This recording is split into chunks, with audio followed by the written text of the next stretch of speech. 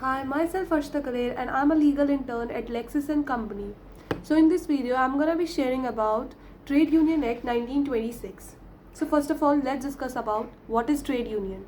Any group of workers or any association of workers coming forward voluntarily to ensure and enable the best interest and welfare of the workers and to protect their welfare and in their interest. This organization, which we call trade union, ensure there are the proper relations and there are the peace and harmony between the relations of worker and worker. Union is also responsible for regulating the relations between workers and workers, employers and employees, and employers with workers. Because any because of any issue or any topic, any conflict can arise which will cause a huge loss to the industry.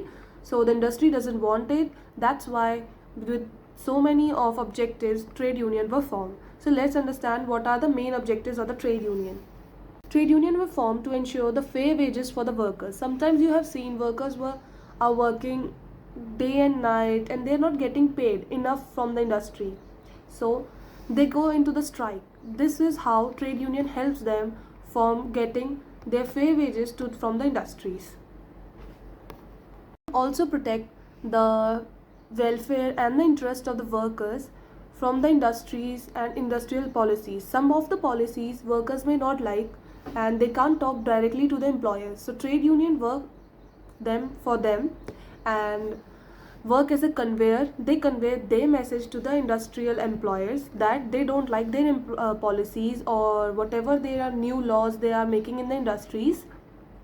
So they should take it back or they should reform it. Trade union also work as a messenger between employers and workmen. So now let's come to the Trade Union Act 1926. Basically, this act applies to whole of the India, including Jammu and Kashmir.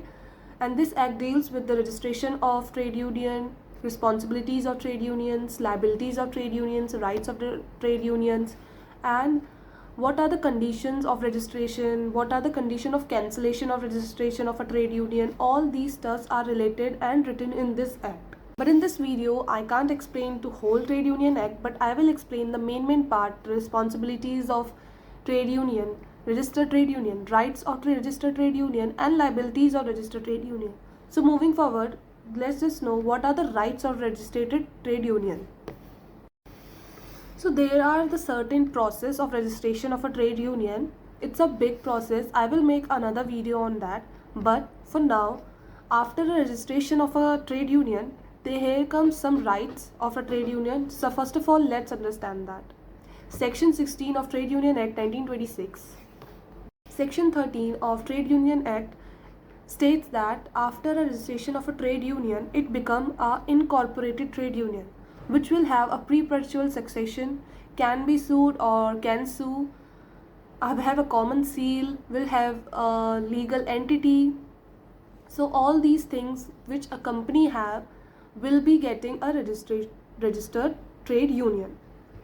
It's all written in section 13 of this act. Next right is section number 15, right to have general fund. Every trade union gets some fund and it has right to make a general fund for all those activities or all those payments of the office bearers, of auditor, everything. And the next right is section number 16, which said that every registered trade union have the right to make a political fund. Every trade union, registered trade union, do some publicity stunt or political activities. So for that they can make another fund which they can call political fund. Section number 17 of this act states that every member or every office bearer of registered trade union have the right to get the immunity, or we can say immunity. They get immunity, partially immunity from any criminal proceedings. And the other section 18 states that they get immunity from any civil proceedings. Section 19 states that they get the immunity for any contractual proceedings. Another right is section number 24 of this act, which says that every trade union have the right to amalgamate with the 60% of vote from all the members. 28F states that every trade union have the right to negotiate. Moving further, let's discuss about the liabilities of Trade Union Act. Every trade union or registered trade union cannot spend anything on anything. They have to mention everything what where they are spending. They have to create funds. They have to create every. They have to mention everything. The all the expenditure should be mentioned in the book, and every member of the trade union, suppose 5 members are there in that registered trade union, every member can check other members book, can inspect another member's book at any time without any notice. Section 20 deals with it. Every member have to show its accounts or its books to the other member if he or she asks to show. Like if somebody is having on any doubt, they can ask the other member, like I have to inspect your book or I have to want to see your account. They have to show their account and their books to the other member who are asking to see. 15 of this act deals with the biggest liability of the trade union. First of all, registered trade union funds should be spent only on salaries of office bearers. If anybody die in the trade union, for their compensation, or trade union against proceeding working expenses, all these things they can only spend on all these things, and they cannot force the other members to contribute financially. If anybody wants to give willingly money in the trade union, they can, but section 16 clearly states that they cannot force anybody in the members of the trade union to contribute financially in the trade union. So below 18 years old or above 15 years old can be the members of trade union but cannot be the office bearer. So what is office bearer? Every trade union, registered trade union, have office bearers, and office bearers are the one who are the executive of the trade union. Except the auditor, every person in the trade union who are executing the policies and who are working as the executive in the trade union are known as office bearer. So office bearer can only be the person who is above 18 years old, but trade union can have a member who is above 15 years old, but he cannot be the office bearer. So if anybody wants to be the office bearer, he or she shall be above 18 years ago.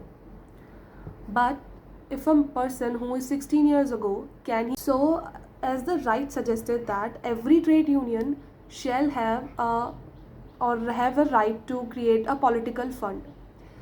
So the section 15 and this section conflict between both of them. There is a conflict between both of them, that a trade union is obliged to spend on few things which is clearly mentioned: salaries of office bearers or any criminal or civil proceedings other than that. But if a trade union is creating another general fund which is known as political fund for their political activities, they have to clearly state and they have to clearly show their books how and where they are spending, and they cannot force any members to contribute into it them. Half of the office bearers of that trade union shall be directly connected to that industry which they are. The last liability of the registered trade union is section 28. To file a return, every 31st December, trade union shall strictly file a return of their assets and their liabilities. That's it for the video. Do give it a thumbs up and subscribe to this channel. Thank you.